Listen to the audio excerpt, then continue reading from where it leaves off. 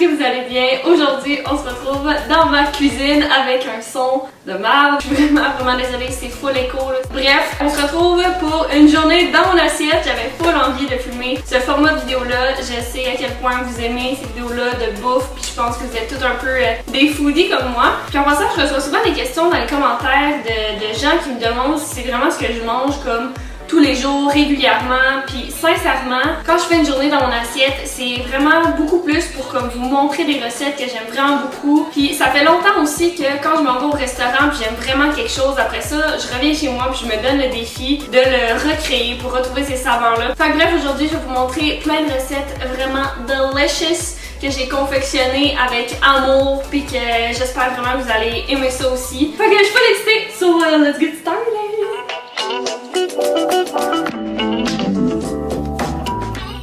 Pour le déjeuner d'aujourd'hui, j'avais envie de vous montrer quelque chose d'hyper simple à faire. Donc, c'est ma recette de smoothie que je fais avec un tofu dessert. Donc, ça va avoir une petite protéine. Je trouve ça le fun là, pour quand j'ai des grosses journées puis que j'ai pas envie de prendre 15 ans à me faire un déjeuner. Ben, je vais me faire un petit smoothie qui va me donner de l'énergie tout au long de la matinée. Bref, pour ma recette, je vais prendre 2 bananes. Ensuite, je vais prendre mon tofu dessert qui va être ma petite protéine. Ensuite, j'ai ajouté un mélange de fruits congelés et c'est là que vous allez pouvoir prendre pas mal n'importe quel fruit que vous aimez. Moi, j'aime beaucoup mettre des pêches et des fraises avec mes bananes. Puis ensuite de ça, vous pouvez soit prendre le jus de lime ou d'un citron. Ensuite, je vais ajouter environ une tasse de jus d'orange. J'y vais vraiment à l'œil là. Puis je vais ajouter peut-être comme une demi-tasse de lait d'avoine juste pour donner comme un petit boost d'énergie de plus dans mon smoothie. Et voilà, je vais le mixer dans mon nouveau blender que j'aime tellement. Il mixe full bien puis full rapidement puis vraiment content. Puis en passant pour votre smoothie, je vous conseille vraiment d'utiliser des fruits congelés. Ça va faire en sorte que votre smoothie va rester froid, la texture va être belle, vous n'aurez pas besoin d'ajouter de la glace dedans pour le refroidir. Ça va moins ajouter de liquide. Checkez-moi ça, la belle texture!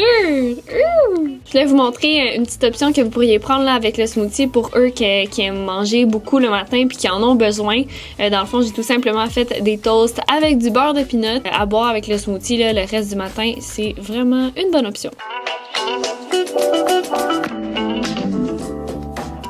Et là, quelques heures ont passé et on est déjà rendu au dîner! Alors, j'avais envie de vous montrer ma recette de dumplings végétariens. Pour cette recette-là, vous allez avoir besoin de plein de légumes et du tofu qui va faire la protéine. Alors, dans le plat Tupperware, il y avait un reste de choux, de kale, carottes, de brocoli. Dans le fond, c'était un mélange que j'avais acheté dans la section de salade. Je pense que c'était pour faire un sauté. Donc, j'ai coupé finement ce petit mélange-là avec un couteau. Ensuite, j'ai pris des champignons qui sont tous déjà prélavés et je les ai hachés encore une fois vraiment finement avec le couteau. Ensuite de ça, je vais prendre 3 grosses carottes comme ça et je vais encore une fois les hacher vraiment finement.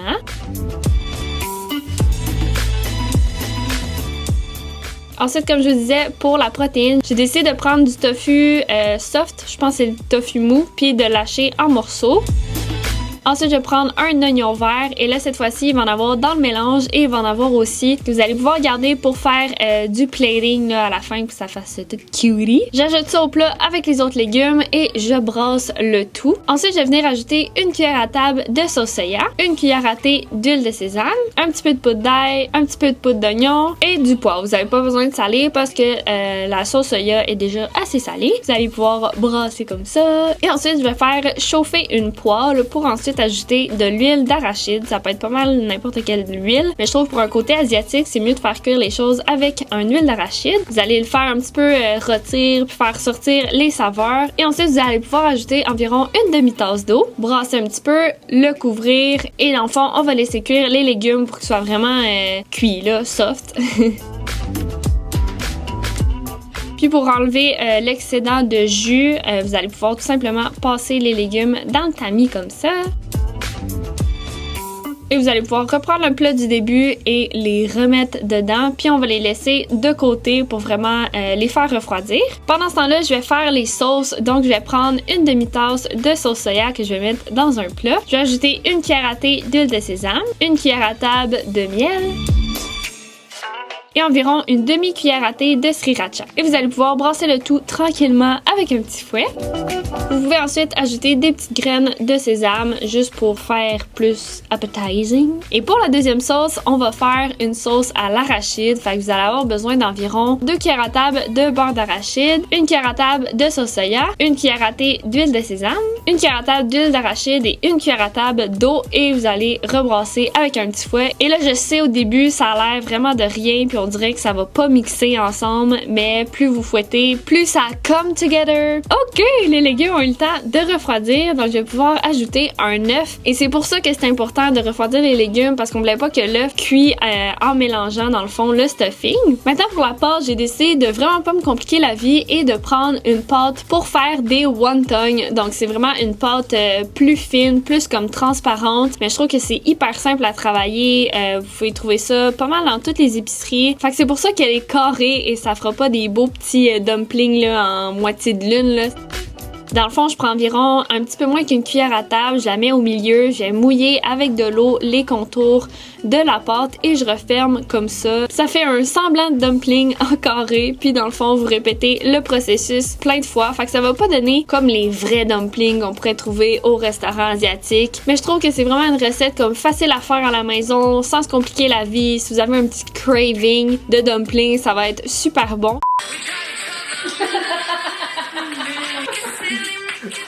Oh, mon chum qui niaisait avec mon chien parce qu'elle trouvait que ça sentait bon.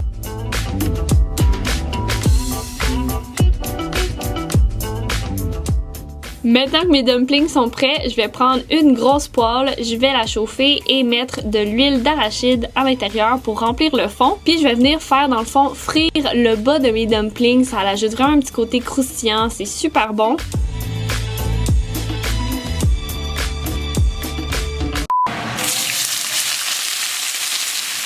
Hey hey, une chose à ne pas faire. Dans le fond, pour continuer de faire bouillir vos dumplings, vous allez devoir ajouter de l'eau. Mais ma technique a vraiment pas marché puis j'ai failli foutre le feu chez nous. Donc dans le fond, ce que je vous conseille, c'est qu'une fois que vos dumplings sont dorés en dessous, vous allez pouvoir retirer les dumplings du feu, laisser refroidir l'huile et ajouter environ une demi-tasse d'eau pour faire continuer de cuire les dumplings à la vapeur. Voilà, on est déjà rendu au plating. Fait que je mets ça dans une belle assiette rectangle comme ça. J'ajoute des petites graines de sésame pour faire cute, mes oignons verts qui restaient de tantôt. Je prends mes petites sauces et pour la sauce d'arachide, je vais ajouter des petites arachides tranchées juste pour faire un petit croustillant de plus. Et voilà, c'est tellement bon et je suis tellement fière de cette recette-là. Sincèrement, le goût est débile. Je l'avais partagé sur Instagram puis à quel point il y avait du monde qui me demandait la recette. Donc la voilà, je la conseille à 100%, je suis vraiment fière.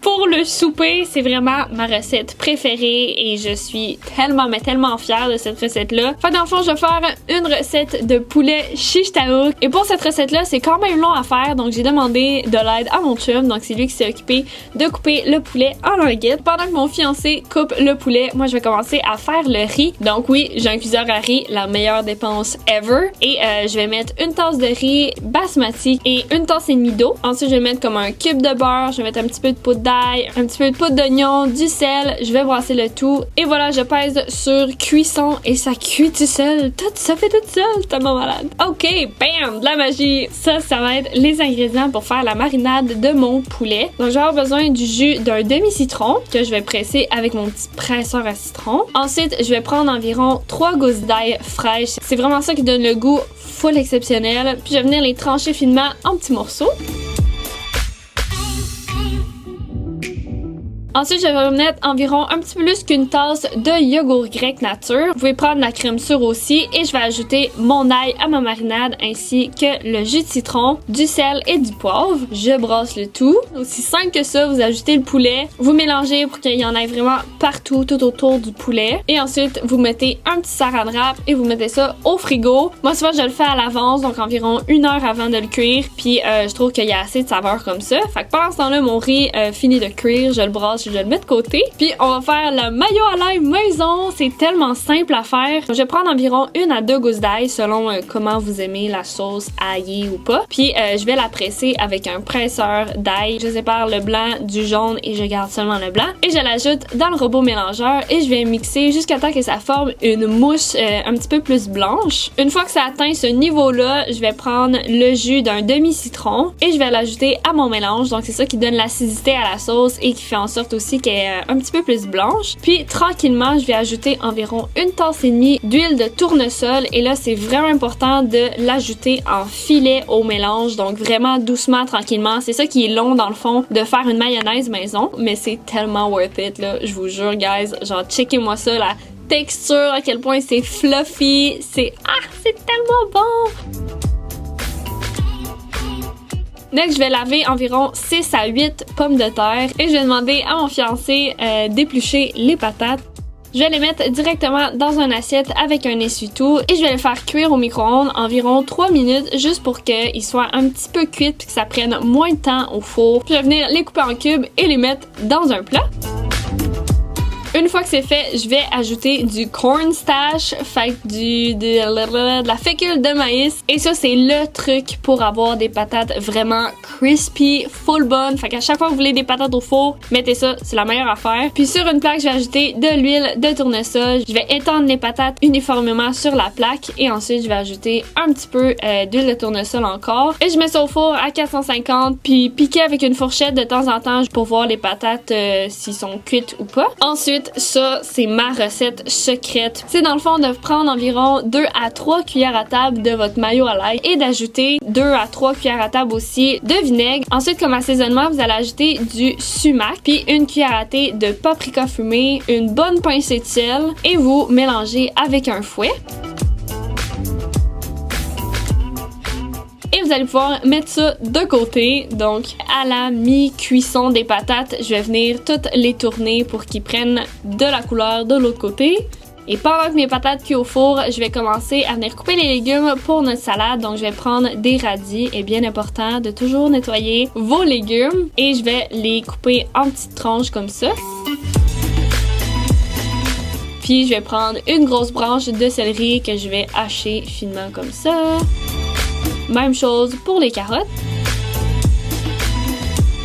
Je vais couper aussi des concombres.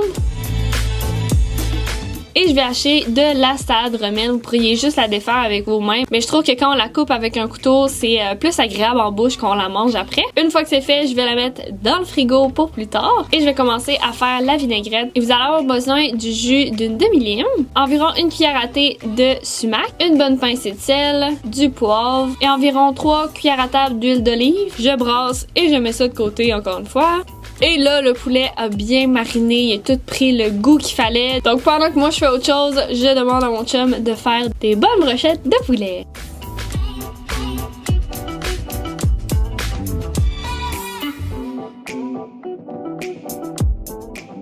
Bam! Voilà, t'as des belles brochettes faites par mon fiancé. Et pour ces brochettes-là, vous pouvez les faire cuire dans une poêle si vous n'avez pas de barbecue. Mais nous, on en avait un, puis il faisait super beau en plus dehors. Fait que c'était le moment parfait pour faire un petit barbecue.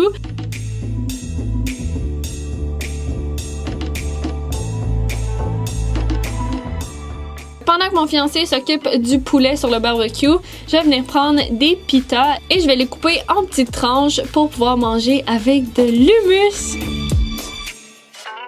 Ok, back to my potato. Elles sont finalement prêtes, donc je vais pouvoir les prendre et les ajouter directement à la sauce qu'on a fait avec le vinaigre. Ta-da-da-da! Le poulet est prêt! Fait que vous pouvez soit le laisser en brochette et le servir directement comme ça. Mais moi, j'avais vraiment envie de donner le vibe de poulet haché shish taouk. Fait que je suis toute venue le couper avec un couteau comme ça en petits morceaux. J'ai mis de côté pour quelques secondes et je suis venue ajouter ma vinaigrette à ma salade. J'ai brassé le tout. Et on va être déjà rendu au plating!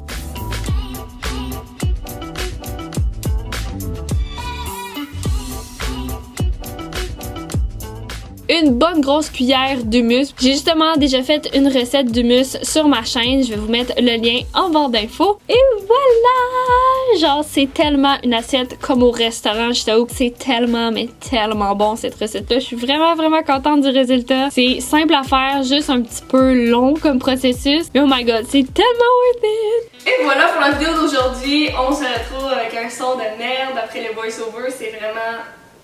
En tout cas, j'espère que vous avez aimé la vidéo. Si c'est le cas, laissez-moi un petit thumbs up. Vous pouvez également vous abonner à ma chaîne si ce n'est pas déjà fait et joindre la best family on YouTube qui est la Gladys. Vous pouvez également me suivre sur Instagram, Laura Glamour avec 2M. Je suis vraiment du contenu quotidien. Puis aussi, je vous le redis, si vous recréez mes recettes, taguez-moi sur Instagram. Ça va me faire tellement plaisir de voir ça. Sérieusement, ça fait ma journée. Je vous aime vraiment beaucoup, beaucoup, beaucoup. Puis j'espère vous voir dans une prochaine vidéo. Bye bye! Vous êtes full loin. Goodbye!